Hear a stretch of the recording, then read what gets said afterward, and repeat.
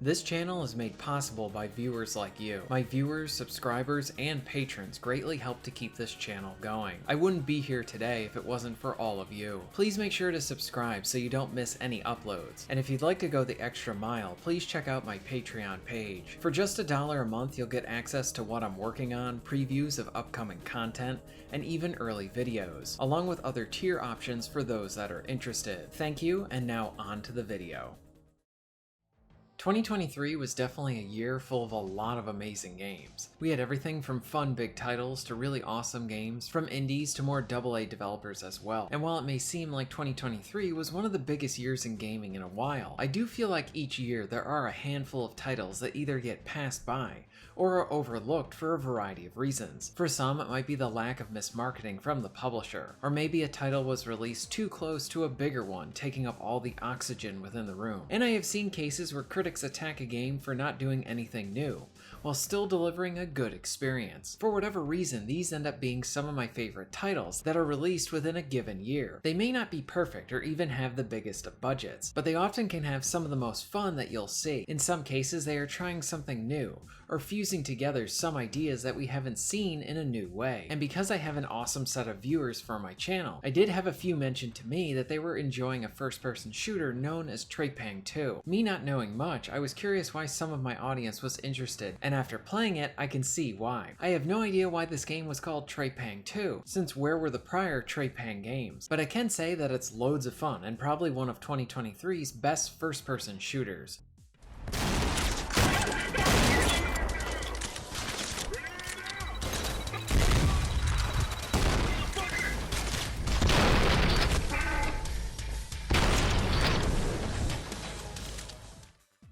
It is always interesting to see where the games industry is going to go for trends, whether it is with their storytelling, presentation, gameplay mechanics, the combining or creating of genres, among other things. Some things don't really work out, like the big push with everything needing to be a live service experience.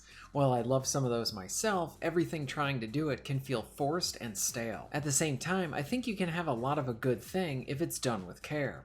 Look at the indie market within the last few years. Here we see plenty of developers cashing in on players wanting more first-person shooters within that older style. But now that a lot of time has passed for other great first-person shooters, with no sequels or spiritual successors in sight, I love that we may be getting into a new stage with these nostalgia-fueled games. For example, Black was a killer FPS back in the day, with intense shooting and excellent sound effects. Fear was another one, where it mixed in horror and supernatural elements to the game that worked really well with the engaging shooting experience, and as a great piece of horror. Trepang 2 honestly feels like it was heavily influenced by both of those titles, and as such, it creates this unique piece of nostalgic blend. In short, I hope we get to see more from this developer, because wow, this is good.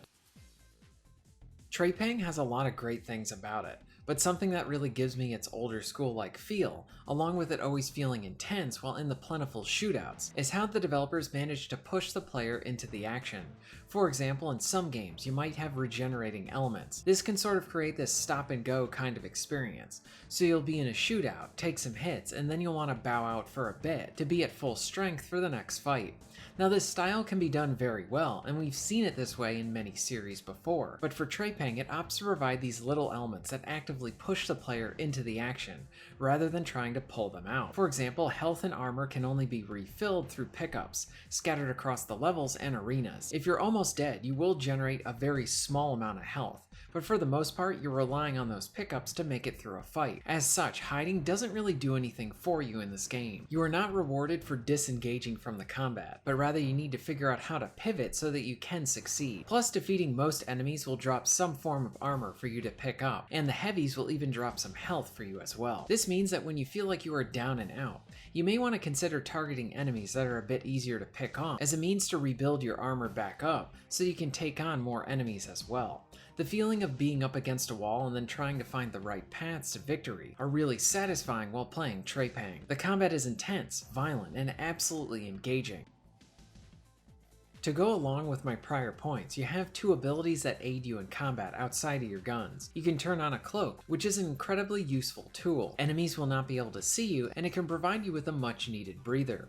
The few second break allows you to reassess the battlefield and figure out the best means to defeat your foes. This could mean allowing you to escape and grab some more pickups to better your strength, or you could collect some new guns and ammo so that you can be more ready for the fight, or you can even get creative with it. For example, I love turning on the cloak and grabbing an enemy from behind, and then having some fun that way. You can use soldiers as human shields, along with kicking them into anyone else with a live grenade attached to them. This is something that is right out of an action film, and the ragdoll adds some comedy to the entire thing. Now, the cloak refills over time, so you need to keep an eye on it, and in many cases it sort of feels like your get out of jail free card. The cloak would be something that saves me within a pinch so that you can keep fighting. But the cloak isn't your only ability that you have.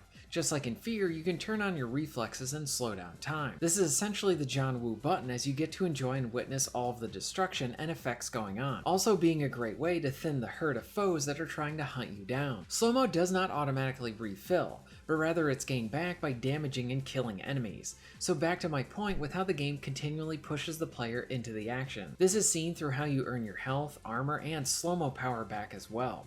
All of this combined with the cloak creates a shooting experience that had me always trying to figure out how to do something new while being in these many shooting situations so that I could survive. You can play the same shootout multiple times in a row and have a different experience than the other guy playing the same game as you. This is something that is very rare to see in games nowadays, especially one that is set up like a linear single player game, but then allows for this shooting sandbox with how its mechanics are provided to the player.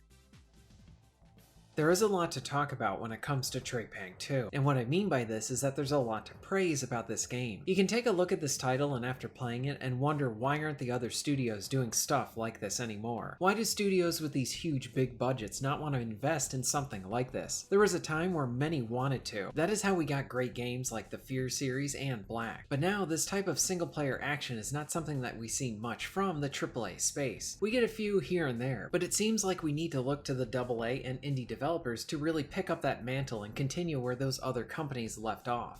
I do want to clarify, I don't want every new shooter to be like Trepang, but I would love to see even more shooters to try and capitalize on our nostalgia with other shooters going back to things that we love. Personally, it would be nice to see more games that try to be something like Black, maybe in a different way, or maybe they combine elements from the Metro or BioShock games. So give me something different along with something familiar. Trepang 2 is exactly the type of game that I'm looking for within the indie space. It's gems like this that keep the medium really interesting. And today, I only touched on a fraction of what makes this game so good. It's a blast, and I plan on reporting back as I keep playing it more. Have you played Trepang 2? What retro shooters do you like? Let me know all of this in the comments down below. If you're interested in being notified of new videos, please hit the subscribe button and bell. And if you would like to support the channel and get early access to content, please check out my Patreon. All of the links will be at the end of this video and within the description. And thank you very much for watching.